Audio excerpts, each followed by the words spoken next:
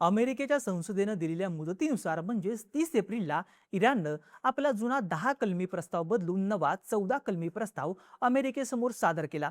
पण त्यातही इराणनं आपल्या न्यूक्लिअर पॉवर संदर्भात काहीच उल्लेख न केल्यानं डोनाल्ड ट्रम्प चांगले संतापले आहेत. त्यांनी माध्यमांशी बोलताना इराणचा उल्लेख वेडा म्हणून केलाय. शांततेच्या चर्चा यशस्वी होत नसल्यानं ट्रम्प यांचा चांगलाच मनस्ताप झाल्याचं बोललं जात आहे. ट्रम्प जेव्हाही असे संतापतात तेव्हा कुठली तरी धमकी देतात हे तर जगाला माहितीच आहे. पण यावेळी त्यांनी दिलेली धमकी इराणचं टेन्शन नेहमीपेक्षा जरा जास्त वाढवणारी आहे.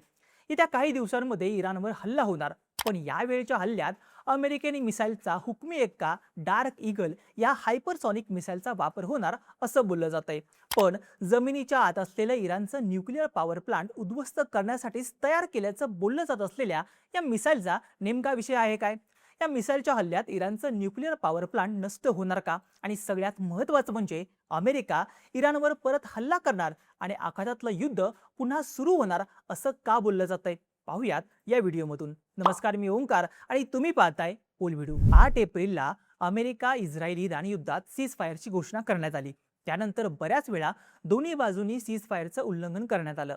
11 आणि 12 एप्रिलला पाकिस्तानच्या इस्लामाबादमध्ये अमेरिका आणि इराणमध्ये युद्ध थांबवण्यासाठी चर्चा झाल्या. इस्लामाबादमध्ये झालेल्या चर्चेत इराणनं त्यांच्या 10 कलमी प्रस्ताव अमेरिकेसमोर सादर केला. त्यात इराणला युद्धात झालेल्या नुकसान भरपाईची पूर्ण रक्कम देणं, इराणवरील निर्बंध हटवणं, इराणसह इराक, लेबनॉन आणि येमनमध्ये होत असलेलं युद्ध थांबवलं जावं, अमेरिका आणि इस्रायलकडून इराणवर पुन्हा कोणताही लष्करी हल्ला होणार नाही अशी खात्रीशीर हमी द्यावी, स्ट्रेट ऑफ हॉर्मुझचं पूर्ण नियंत्रण इराणकडेच ठेवणं, इराणवर लावलेले प्रायमरी आणि सेकंडरी निर्बंध पूर्णपणे हटवणं आणि अण्वस्त्र बनवण्यासाठी सुरू असलेल्या युरेनियम इनरिचमेंटला अमेरिकेनं मान्यता द्यावी अशा 10 अटी मांडलेल्या होत्या. पण अमेरिकेनं त्या सगळ्या अटी फेटाळून लावल्या. आता शांतता करारात फक्त अमेरिकेनंच इराणचा प्रस्ताव फेटाळला नाहीये, तर इराणनेही अमेरिकेचा प्रस्ताव फेटाळला. इराणमध्ये सुरू असलेला युरेनियम इनरिचमेंटचा प्रोग्राम लगेच बंद करावा, त्यात आतापर्यंत जमा झालेलं हायली इनरिच्ड युरेनियम अमेरिकेच्या ताब्यात द्यावं आणि आपला अणुबॉम्ब बनवण्याचा प्रोजेक्ट कायमचा बंद करावा, ही अमेरिकेची मुख्य मागणी इराणला मान्य नाहीये. तसं पाहायला गेलं तर 1981 मध्ये झालेल्या इस्लामिक क्रांतीपासूनच इराणला स्वतःचा अणुबॉम्ब बनवायचा होता. 1990 मध्ये प्रोजेक्ट अमाद या नावानं गुप्त पद्धतीनं युरेनियम इनरिचमेंट सुरू केलं होतं. पण 2002 मध्ये हा प्रोजेक्ट सुरू असल्याची बातमी जगभरात पोचली. त्यावेळी अमेरिकेचे राष्ट्राध्यक्ष जॉर्ज बुश यांनी या कार्यक्रमाला एक्सिस ऑफ इव्हिल म्हणजेच राक्षसाच्या हाताला लागलेलं शस्त्र असं म्हटलं होतं. जर इराणकडे अणुबॉम्ब आला तर हा जागतिक शांततेसाठी मोठा धोका ठरेल असं अमेरिकेने सांगितलं होतं. नंतर अमेरिकेच्या दबावामुळे आणि लष्करी कारवाईच्या भीतीमुळे इराणनं त्यांचा युरेनियम इनरिचमेंट प्रोग्राम बंद केला होता. पण हे फक्त जगाला दाखवायला होतं. इराणनं गुप्तपणे आपला ॲटॉमिक प्रोजेक्ट सुरूच ठेवला होता.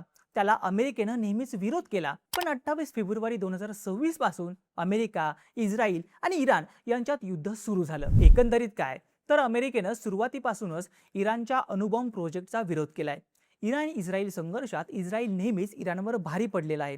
त्याचं महत्त्वाचं कारण म्हणजे इस्रायलकडे असलेला अणुबॉम्ब, मोठा भूभाग, मुस्लिम राष्ट्रांमध्ये वरच्या होळीत असलेली जागा, जागतिक अर्थव्यवस्थेवर परिणाम करणारा तेलाचा साठा, या अशा अनेक जमेच्या बाजू असतानाही इराणला मध्य पूर्वेत इस्रायलमुळे आपलं वर्चस्व सिद्ध करता येत नव्हतं. त्यामुळेच इराणनं आपला स्वतंत्र अणुबॉम्ब प्रोजेक्ट सुरू केला होता. हाच प्रोजेक्ट पूर्ण होऊन जर इराणकडे अणुबॉम्ब आला तर त्याचा थेट परिणाम इस्रायलच्या अस्तित्वावर होतो. म्हणून अमेरिकेनं सुरुवातीपासूनच त्यांचा विरोध केलाय. आता सध्याच्या परिस्थितीवर बोलायचं झाल्यास अमेरिकेनं जो मोटिव्ह घेऊन युद्ध सुरू केलं होतं तोच मोटिव्ह पूर्ण होत नाहीये.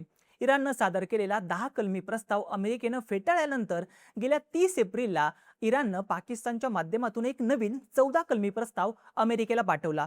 व्हाईट हाऊसच्या एका अधिकाऱ्याच्या मते इराणनं सादर केलेल्या नवीन प्रस्तावात न्यूक्लिअरबद्दल काहीच उल्लेख नाहीये. त्यामुळे किरकोळ बदल करून पाठवलेला तो प्रस्तावही डोनाल्ड ट्रम्प यांनी फेटाळलाय. 1 मेला पत्रकारांशी बोलताना ट्रम्प यांनी शांतता करारासाठी तयार आहोत, पण इराण त्यांचा न्यूक्लिअर पॉवर प्लांट बंद करण्यासाठी तयार नसल्यानं शांतता करार होऊ शकत नाही असं सांगितलं. पण एकीकडे अमेरिकेच्या संसदेनं इराण सोबतचं युद्ध संपवल्याचं जाहीर केलेलं असताना ट्रम्प यांनी युद्ध पुन्हा सुरू होण्याचे संकेत दिले. ट्रम्प यांनी पत्रकारांशी बोलताना इराणचा उल्लेख वेडा म्हणून केला. ते म्हणाले, काहीही झालं तरी आम्ही इराणला ॲटॉमिक पॉवर होऊ देणार नाहीये, कारण हा पूर्ण जगासाठी धोका होऊ शकतो. जर आम्ही तसं केलं नाही तर इराणकडे अणुबॉम्ब येईल आणि इस्रायल, मिडल ईस्ट आणि युरोपमधले अनेक देश उद्ध्वस्त होतील. आम्ही वेड्यांच्या हातात न्यूक्लिअर पॉवर होऊ देणार नाहीये असं म्हटलंय. ट्रम्प यांच्या वक्तव्यानं युद्ध पुन्हा सुरू होण्याच्या शक्यता दाट झाल्यात. पण या सगळ्यात इराणची भीती वाढवणारी एक बातमी समोर आली. ब्लूमबर्गनं 30 एप्रिलला सादर केलेल्या एका रिपोर्टनुसार अमेरिकेच्या सेंट्रल कमांडनं पेंटागॉन म्हणजेच संरक्षण मंत्रालयाकडे डार्क ईगल हे हायपरसॉनिक मिसाईल मध्य पूर्वेत तैनात करण्याची मागणी केली. सेंट्रल कमांडच्या या मागणीवर अमेरिकेच्या काँग्रेसमध्ये म्हणजेच संसदेत चर्चा होईल असं बोललं जात असतानाच ट्रम्प यांनी एक मोठं विधान केलं. ते म्हणाले, इराणच्या विरोधात होणाऱ्या संभाव्य कारवाई संदर्भात संसदेची परवानगी घ्यायची काही गरज नाहीये. जे लोक याची मागणी करत आहेत ते देशभक्त नाहीयेत. त्यांच्या या वक्तव्यामुळे युद्ध पुन्हा सुरू होण्याच्या शक्यता दाट झाल्या आहेत. यावेळीही अमेरिका न्यूक्लिअर पॉवर प्लांटवर हल्ला करण्याची शक्यता वाढल्यानंतर लगेच इराणनं नतांज आणि फोर्डो यासारख्या युरेनियम पॉवर प्लांटच्या सुरक्षेत वाढ केली. या प्लांटच्या भोवती मोठ्या एअर डिफेन्स सिस्टीम उभारून अमेरिकेच्या सैन्यावर भारी पडणाऱ्या बॅलिस्टिक मिसाईल्स इराणनं देशातल्या दुर्गम आणि डोंगराळ भागात हलवल्याच्या बातम्या समोर आल्या. इराणकडून घेतल्या जाणाऱ्या या काळजीमुळे अमेरिका हल्ला करण्याच्या तयारीत असल्याचं बोललं जातंय. पण यावेळी अमेरिका ज्या डार्क ईगलचा वापर करणार असल्याची चर्चा आहे त्या मिसाईलची इराणला धास्ती का लागले ते पाहूयात. आता ही डार्क ईगल मिसाईल अमेरिकेनं इराणच्या न्यूक्लिअर पॉवर प्लांटलाच लक्ष्य करण्यासाठी तयार केल्याचं बोललं जात आहे. इराणचा न्यूक्लिअर पॉवर प्लांट जमिनीच्या आत खोलवर असल्यानं तो नष्ट करणं खूप अवघड आहे. या प्लांटच्या वर कॉन्क्रीटचा एक जाड थर आहे जो मोठ्या क्षमतेच्या मिसाईल सुद्धा आतपर्यंत पोहोचू देत नाहीये. तोच कॉन्क्रीटचा थर भेदण्यासाठी अमेरिकेनं ही हायपरसॉनिक मिसाईल तयार केल्याचं बोललं जातं. या डार्क ईगल मिसाईलचं वैशिष्ट्य म्हणजे तिची कायनेटिक एनर्जी पासून तयार होणारी प्रचंड गती. तिचा वेग हा आवाजाच्या वेगापेक्षा 5 पटींनी जास्त असून ती एका तासाला 2776 किलोमीटर इतका प्रवास करू शकते. ही मिसाईल आकाशात उंच जात नाही. ती जमिनीच्या जवळून प्रवास करत असल्यानं अधूनमधून दिशा बदलून ठरलेल्या टार्गेटला उद्ध्वस्त करण्याची क्षमता ती ठेवते. ही मिसाईल ट्रकवर बसवलेल्या लॉन्चरवरूनही सोडता येते, ज्यामुळे अमेरिकेला इराणच्या न्यूक्लिअर प्रोजेक्टच्या जवळून हल्ला करता येऊ शकतो. अमेरिकेने केलेल्या दाव्यानुसार या मिसाईलमध्ये इराणच्या बावर 373 या एअर डिफेन्स सिस्टीमला भेदण्याची क्षमता आहे. शिवाय मोझिक डिफेन्स, फतेह-1, S-400 आणि S-300 या हायपरसॉनिक आणि सुपरसॉनिक मिसाईलला अडवणाऱ्या एअर डिफेन्स सिस्टीम या डार्क ईगल समोर टिकणार नसल्याचं अमेरिकेचं म्हणणं आहे.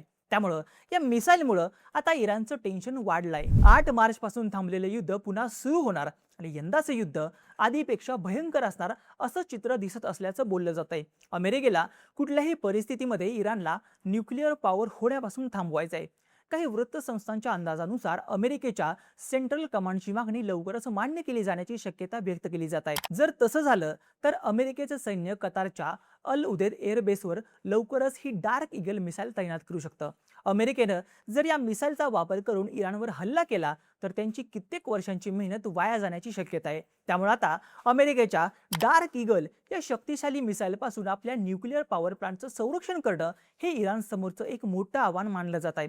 जवळपास 1 महिन्यांचा ब्रेक घेऊन एकमेकांना शांतता कराराचे प्रस्ताव देऊन अमेरिका आणि इराण दोघांचा उद्देश बदललेला नाहीये. पुन्हा दोन्ही गट एकमेकांच्या विरोधात उभे दिसत आहेत. त्यामुळं काही काळ बंद झालेले युद्ध अमेरिकेचं डार्क ईगल पुन्हा सुरू करणार असल्याच्या चर्चा होत आहेत. दरम्यान तुम्हाला अमेरिकेच्या या डार्क ईगल मिसाईलबद्दल काय वाटतं? अमेरिका ही मिसाईल वापरून इराणचा न्यूक्लिअर एनरिचमेंट पॉवर प्लांट उद्ध्वस्त करेल का? तुमचं मत आणि प्रतिक्रिया आम्हाला कमेंट करून नक्की सांगा. आणि अशाच माहितीपूर्ण व्हिडिओसाठी बोलबिडूच्या YouTube चॅनलला सबस्क्राईब करायला विसरू नका.